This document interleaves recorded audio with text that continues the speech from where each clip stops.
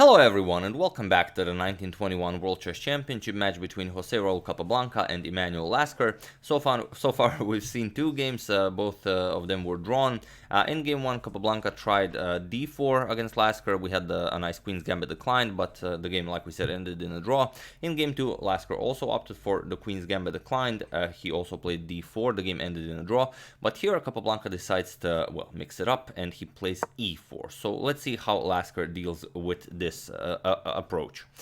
So we have a game 3. Lasker replies with e5. We have knight to f3, knight to c6, and now knight to c3. We have knight to f6, the 4 knights defense is on the board, and bishop to b5. Now, of course, the Spanish variation.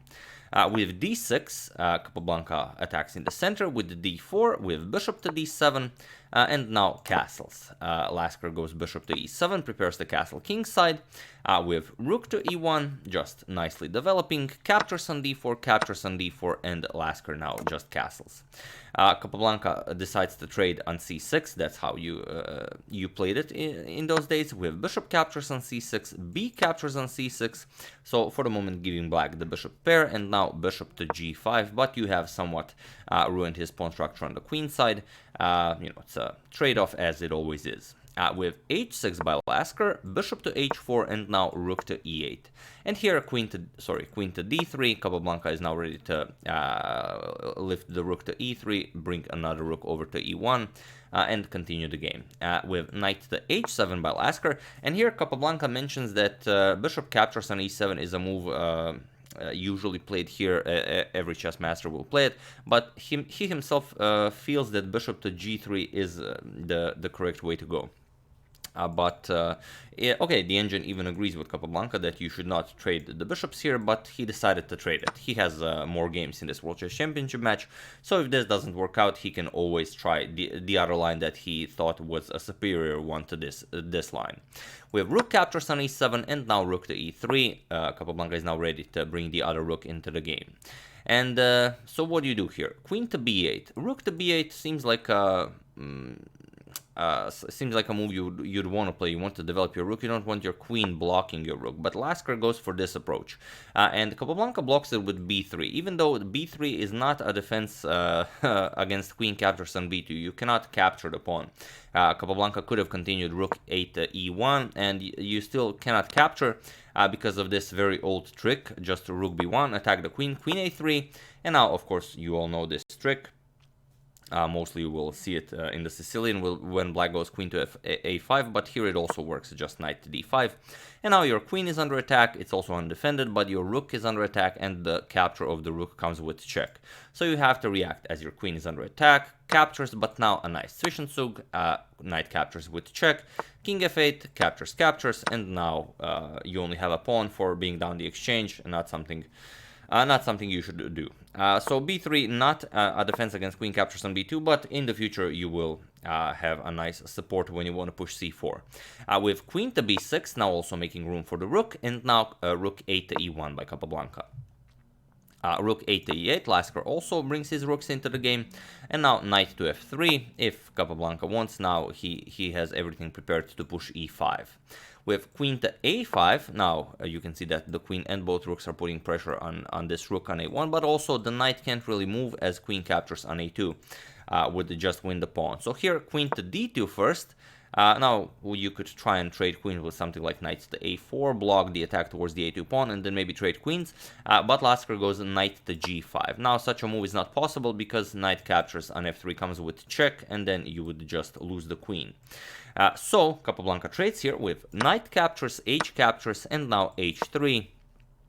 Just preparing to meet g4 with h captures on g4, and it seems nice for black, but it doesn't really do anything. You don't really have enough time to bring your pieces, something like queen h5, rook e6, rook h6, and try to create an attack here. White can just go f3, you have to move, and then king f2, and even if now you decide to waste a lot of time bringing your pieces over to the king side, white can even decide to hide his king over on the queen side. So here rook to e5 by Lasker, and now rook back to d1. Now Capablanca says, okay, my rooks are done on the e file, we will now transfer them on the d file. Bishop to c8, you don't want your bishop here, as it's a tricky square for the bishop, because let's say the queen moves, you could go something like knight a4 to c5, and you will not be able to capture because you lose the bishop on d7. Also, black would maybe have to triple his pawns on the c file, so Lasker just tucks it back where it's safer. We have rook to d3, and now queen back to b6. Now with ideas of, well, bringing the rook over to e6, f6, and then the queen and the rook will nicely be attacking the f2 pawn. With king to h2, not allowing this pin to exist here, so now Capablanca can even push f3, so such ideas will no longer be possible for Lasker. Lasker continues with his plan, rook to e6, and now rook to g3, attacking the g5 pawn twice now, and rook to f6, now with the threat of rook captures on f2. So here Capablanca thought about f3, but he decided not to go for it. g4 doesn't work here.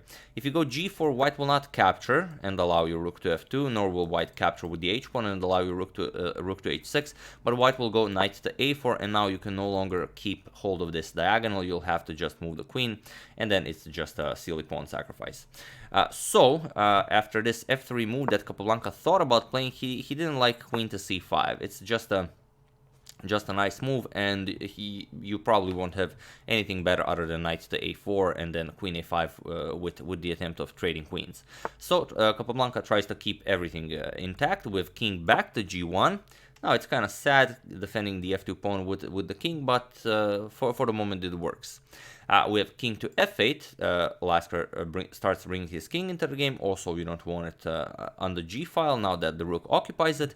And knight to a4, attacking the queen. Queen to a5, offering a queen trade, and here Capablanca trades with queen captures, rook captures, and now rook to c3.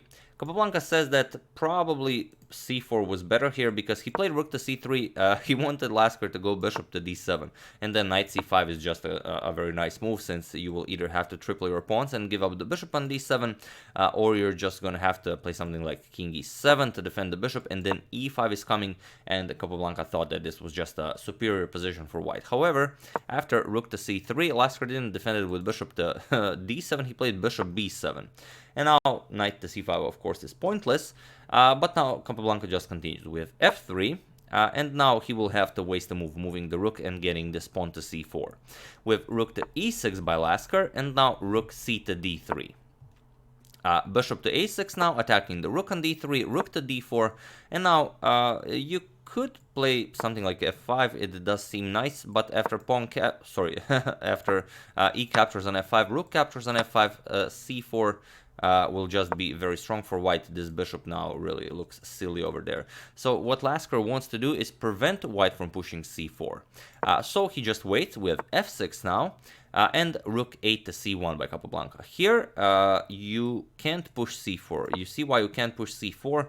It's a very nice idea, but feel free to pause the video and try to figure out why c4 here fails for white.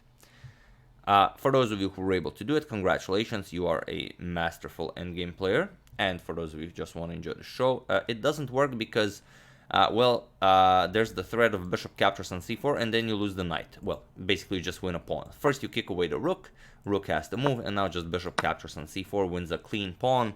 If you capture, you lose the knight, and then black is just much better. So Capablanca wants to push c4, but he has to prepare it. So first rook c1, he wants the c4 pawn to be protected from the back rank.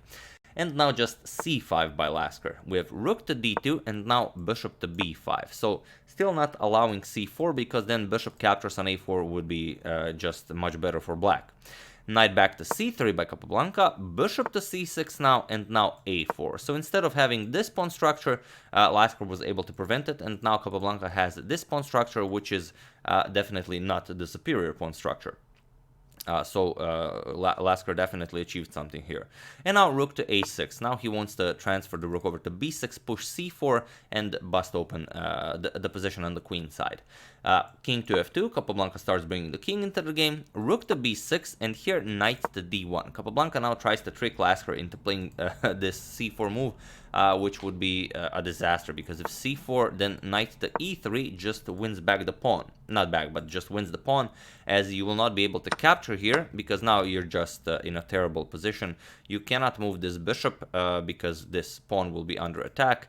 it will be very, very hard to defend it. Whatever you play, white's plan is to push just a5, rook c2, force black to move the bishop, and then snatch the c7 pawn, and then just go all out. So if black tries to prevent it, let's say a5, you get knight to f5, threatening knight to d4, and after the rook moves, rook e5, you still go here, the bishop is under attack, and you don't really have a good way of defending it. You have to move it, and then the c7 pawn falls, and it's all over. Of course, rook to c5 is impossible, because knight here just checks the king and picks up the rook. So Capablanca plays it in hopes of Lasker playing the c4 move, but of course Lasker, you know, he's a pretty good chess player himself. King to f7, and now knight to e3, just a much better square for the knight, with rook back to b8, and now rook to h1. Capablanca now has ideas of playing king g3, pushing h4, maybe opening the position on the king side, as without the b pawn, Lasker doesn't really have a good way of breaking through on the queen side, as the knight, as long as the knight covers the c4 square, you will never be able to push c4. So we have rook e back to e8, and now rook d to d1. We have rook to h8, you know, preparing for Capablanca's push on the king side. But here Capablanca decides that he no longer wants to play king g3, he just plays g4, which is an odd decision. I mean, you do get a nice outpost for your knight on f5, and you have a nice outpost for your knight on d5, but it is very unlikely you will ever be pushing h4 now that this pawn is on g4. Bishop back to d7 by Lasker, with knight to d5, and now rook to b7, just defending the c7 pawn. We have king to g3, maybe with ideas of pushing h4, but now rook to h4 by Lasker. He just doesn't allow it, and now he says, you're not going to break through on the queen side, you're not going to break through on the king side. If you cannot break through in the center, then it's pretty much a draw. And here Capablanca has to decide what to do here. Now, the real question is, can you push f4 here? Well, you can, but you don't really gain anything by it, because after you push f4, and even if Lasker captures with check and you win the rook on h4, it's just terrible for white, because you're getting checkmated. g5 check, you have to go up the board, the pawn covers the g3 square, and now just rook b8, and there's no defense against rook h8 checkmate. You would have to lose a lot of material here, but in the end you would again be checkmated. So f4 not an option. Capablanca goes rook to d3. He prepares c4, and he wants the rook to guard the b3 pawn while he pushes c4 finally. Bishop to e6 by Lasker, and now c4. With rook back to h8 now Lasker no longer afraid of the h4 move, and now rook back to c1. Now if you push this, then a5 is coming, and you don't really have a good way of breaking through here. You don't gain anything by capturing. If h5, you're not breaking through here. If anyone's better here, it's definitely black. So after rook h8, we have rook back to c1 by Capablanca, and now king to e8. Now Lasker's plan is to maybe bring this king over to c6, and then maybe if the knight moves, maybe even all the way to the b3 pawn. Knight back to e3 by Capablanca, king to d7, knight to g2 now, again maybe with ideas of creating a breakthrough on the king side, and now rook b to b8, preparing to shift the rook over to the king side if needed. Rook to e1 by Capablanca, king to c6, and now knight back to e3. And here rook b to e8 by Lasker. Rook to b1 with ideas of now breaking through on the queen side, but now rook to h7, preparing to go for rook to h8, and now an attack here. So Capablanca has to bring back the rook. We have rook to d2, and now rook back to b8, not allowing b4. We have rook back to d3, and now rook b to h8, once again attacking this h3 pawn. We have rook to h1, defending it, and now just king to b6. Now maybe with ideas of reaching the b3 pawn. We have rook to h2, Capablanca now no longer with an active plan, he just has to wait and see, and Lasker goes back. He goes back because if he tries to reach the pawn, then whatever Capablanca plays, you will just play knight c2 check and kick the king back, so you will not be able to do anything here. So king to c6 by Lasker, and now rook to h1. With rook back to b8, applying pressure to the b3 pawn, rook h2, and now rook back to f8. With rook to h1 by Capablanca, king to d7, and now rook back to h2. With bishop to f7, knight to f5 now, and just rook back to h8. We have knight back to e3, king to e6, and now knight to d5, going after the c7 pawn, but Lasker just defends it. We have rook to c8, and after knight back to e3, here Capablanca and Lasker both agreed that there is no way for either sides to break through here, even though as of now it's basically Lasker who's pushing for more than a draw here in this position. So yeah, that's game 3 of the 1921 World Chess Championship match between Jose Raul Capablanca and Emanuel Lasker. Third game in a row that ends in a draw, so we'll just have to, continue with the match and see what happens in the other games. Once again, I do hope you enjoyed it. I would like to thank Mark Lefkowitz, Donald Tillotson, Yuri Rolchenko, Tim O'Connor, and Lawrence Morris for a contribution to my channel. Thank you a lot, I really appreciate it. As usual, you can check 2 of my previous videos here. Thank you all for watching, and I will see you soon. Continuing the Capablanca saga, of course, maybe we're gonna check out the FIDE Grand Prix that started in Latvia, and just checking up on your suggestions as usual. Thank you all. I will see you soon. Have an excellent rest of your day.